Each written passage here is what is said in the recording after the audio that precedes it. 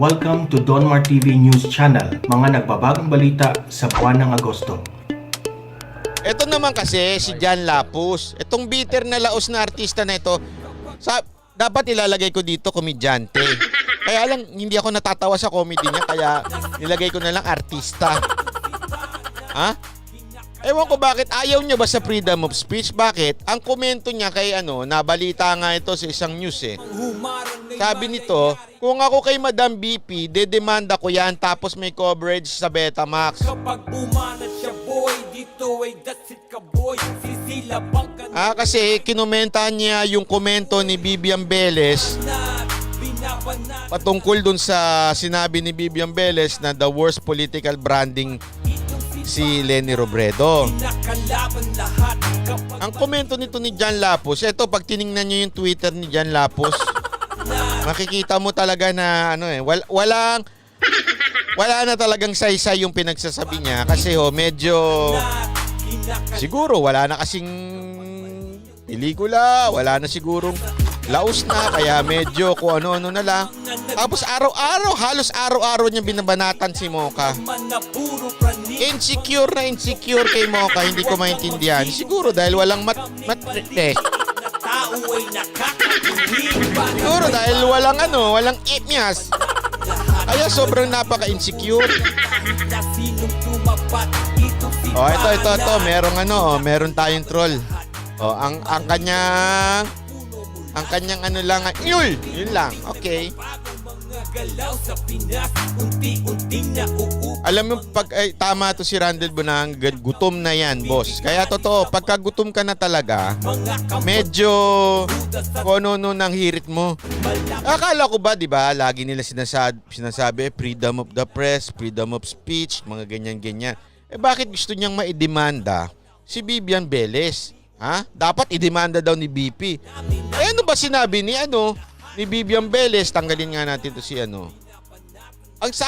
Ako hindi ko kilala to si Bibian Velez at may mga hirit itong hindi ko gusto, pero anong problema doon sa the worst political branding is so fake? Obviously they want to make her look smarter kasi nga boba, which is true naman.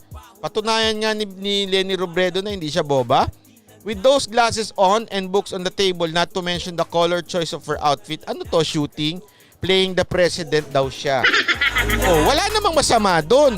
Lahat, walang inuurungan kahit na sinong Diba? tumapat, ito si Bana. Eto.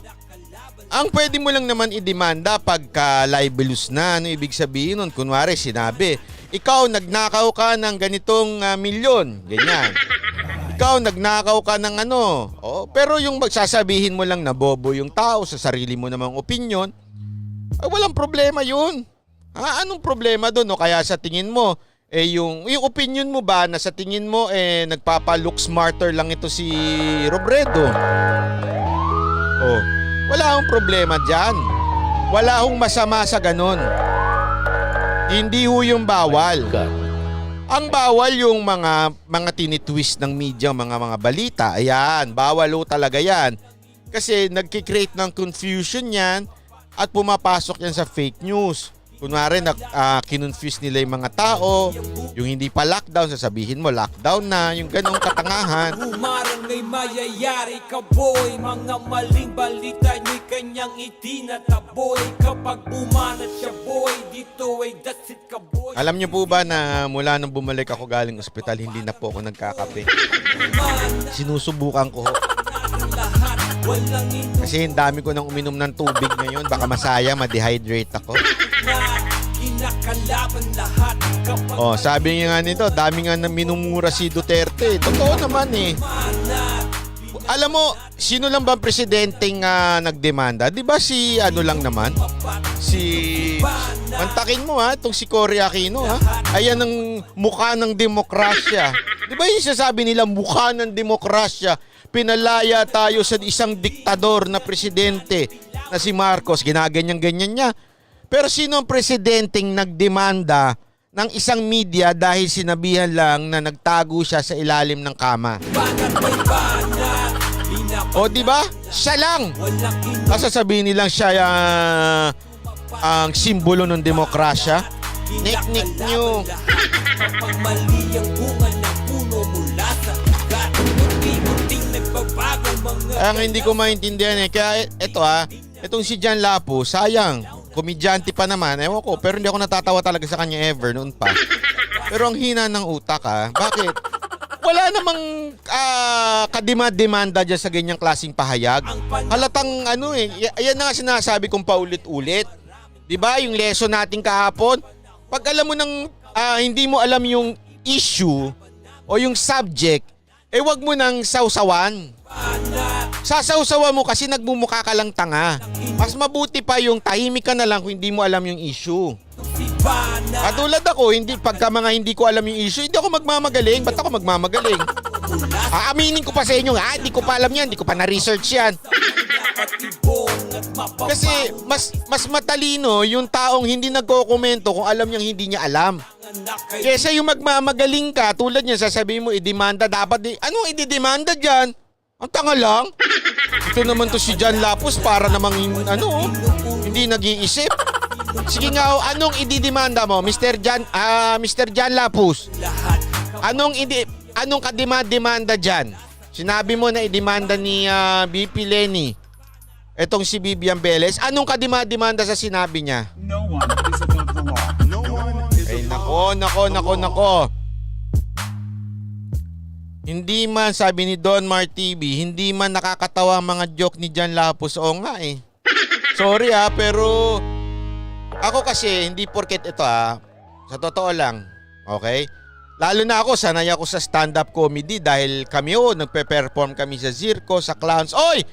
Soxy Mabanyes, salamat! Salamat at nagising ang nagpakulay. Thank you very much. Ako sanay ako sa Clowns, sanay ako sa Zirko. Kami ay regular na nag-show dyan. Hindi porket bakla magaling na magpatawa. Pinipili ko talaga, meron talagang mga bakla na talagang matatalas ang pag-iisip. Ang bilis mag-isip. Diyan talaga akong hanga ako. Wala.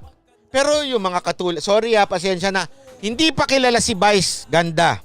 Okay? Hindi pa ako kilala si Vice Ganda, tinugtugan ko na yan. Sikat pa lang yan sa comedy bar. Kasabay pa niyan si Vice Ganda. Magkano pa? Vice Ganda versus Ray Kilay. Si Ray Kilay, yun! Magaling yun magpatawa. Yun ang gusto ko. Nag-drums po ako dyan. Si Mocha nga, nag-backup singer pa yan kay Vice Ganda Janet Okada, salamat sa 500 yen.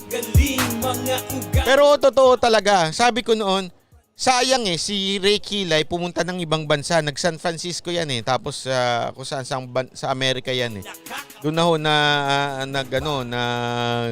nanirahan. Pero kung hindi umalis si Ray Kilay, malamang si Ray Kilay ang masikat. Ang galing ni Ray Kilay. Hoy Ray Kilay, kamusta ka na? Nakasama rin namin nag-show yan sa saan ba ito? Seattle.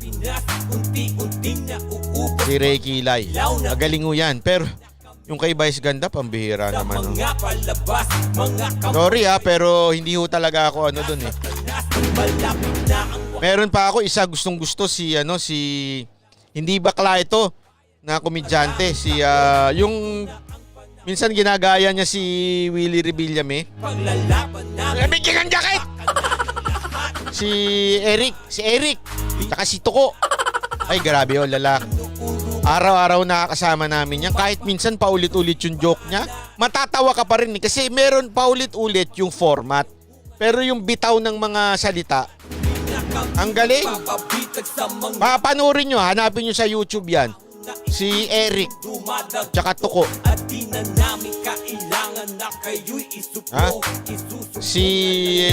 Sino pa? Nakita nyo ba yung bagong show ni Vice Ganda?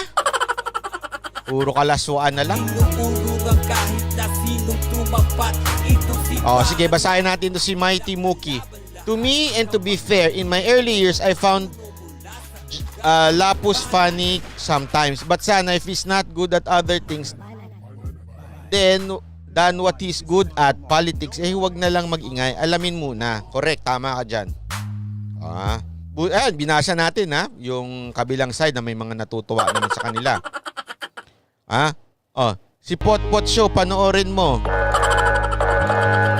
Oo nga kaya lang nagpe-prepare po ako bago mag 12 o'clock eh. Si Antonio ba, nandito yan sa San Francisco. Ayan, tama. Paano niyan si Ray Kilay ha, magaling yan. Okay.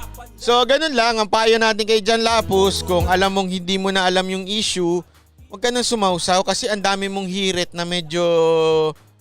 Yung hirit mo kay Mocha na lagi nakakatawa, yung mga ganun. Funny. Ang corny, pero okay na rin. Pero yung hihirit ka ng ganito, dapat magdemanda. Pagka mga ganyang hirit, napapaghalataan tuloy kayo nila Nico. Napapaghalataan tuloy kayo na wala kayong alam sa politika, wala kayong alam sa mga ganyan, sa mga batas. Eleonora Abilitado. So sana, wag nyo na akong pakialaman, wag nyo na akong silang sumausaw, ha? Okay? Okay. Ito pa.